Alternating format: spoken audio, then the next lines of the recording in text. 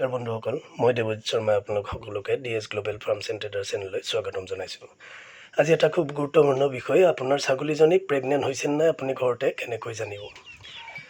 প্ৰেগনেঞ্চিৰ ক্ষেত্ৰত সদায় চাব ছাগলীজনীৰ মিটিংটো সঠিকভাৱে হৈছেনে নাই। যদি মিটিং সঠিকভাৱে হয় তেতিয়া প্ৰেগনেঞ্চি হোৱাৰ চান্সটো যথেষ্ট বাঢ়ি যায়। 1 নম্বৰ কথা। 2 নম্বৰ কথা হৈছে যে ছাগলীজনী মিটিং হোৱা ডেটটোৰ পৰা আপোনাৰ 19ৰ পৰা 25 দিনলৈকে 25 দিন যোৱাৰ পিছত যদি তাই আকৌ হিটত নাহে তেতিয়াহ'লে আপুনি জানিব যে আপোনাৰ ছাগলীজনী প্ৰেগনেণ্ট হৈছে। নেক্সট লক্ষণটো হৈছে যে ছাগলীজনী চাব স্বভাৱটো খুব সলনি হয়। আগতে যেনেকৈ দৌৰা দৌৰি কৰি থাকে তাই লাহে লাহে চাব শান্ত হৈ যাব। মিটিং হোৱাৰ পিছত যদি প্ৰেগনেণ্ট হয় তাইৰ স্বভাৱটো শান্ত হৈ থাকে আৰু তাই আন ছাগলীৰ পৰা অকণমান দূৰত থাকে, সাৱধানে থাকে। বিশেষকৈ মতা ছাগলীবোৰৰ পৰা তাই আঁতৰি থাকিবলৈ যত্ন কৰে আৰু খুব শান্ত হৈ অলপ বেলেগে থাকে, সাৱধানে থাকে।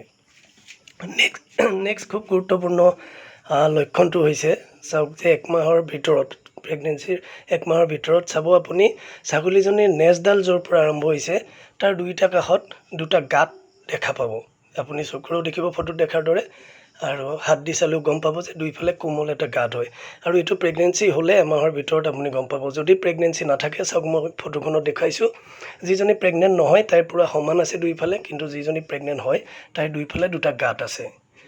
তাৰ নেক্সট লক্ষণটো হৈছে যে ছাগলীজনীৰ চাব চেহেৰাৰ পৰিৱৰ্তন আহিব, তাইৰ চেহেৰাৰ পৰিৱৰ্তন হ'ব আৰু গাত এটা চাইনিং আহিব। বিশেষকৈ ডিঙিৰ পৰা বুকুলৈকে এটা চাইনিং আহিব, খুব ৰংটো ভাল হৈ আহিব আৰু তাইৰ চেহেৰাটো খুব সুন্দৰ হয়। তাৰ পিছৰ লক্ষণটো হৈছে যে ছাগলীজনীৰ ভোকটো বাঢ়ি যাব, দুগুণ হৈ যাব। যে আপোনাৰ ছাগলীজনী আপুনি আগতে যিমানকৈ খাইছিল, যদি তাই প্ৰেগনেঞ্চি হয় 1 মাহৰ ভিতৰত চাব তাই লাহে লাহে ভোকটো বাঢ়ি যাব আৰু তাই বেছিকৈ খোৱা আৰম্ভ কৰিব। তো বন্ধুসকল, মোলৈ বহুতে কমেণ্ট কৰিছিল বা মোক বহুতে ফোন কৰি সোধে প্ৰেগনেঞ্চিৰ বিষয়ে হৈছে নাই কেনেকৈ জানিম। তো এইকেইটা কিছুমান সাধাৰণ লক্ষণ মই আপোনালোকক ক'লোঁ যে মিটিং হোৱাৰ 1 মাহ বা 1.5 মাহৰ ভিতৰত এই লক্ষণবোৰ দেখিব। পিছলৈ আৰু কিছু লক্ষণ সলনি হয়, তো সেইখিনিও মই পৰৱৰ্তী ভিডিঅ'ত দেখুৱাম। আৰু সাধাৰণতে গৰুৰ দৰে প্ৰেগনেঞ্চি টেষ্ট ছাগলীৰ ক্ষেত্ৰত কৰিব নোৱাৰি, সেই ধৰণৰ লক্ষণবোৰ চাব লাগে। আজিৰ ভিডিঅ'টো চাই কেনে পালে মোক কমেণ্ট কৰি জনাব। ধন্যবাদ।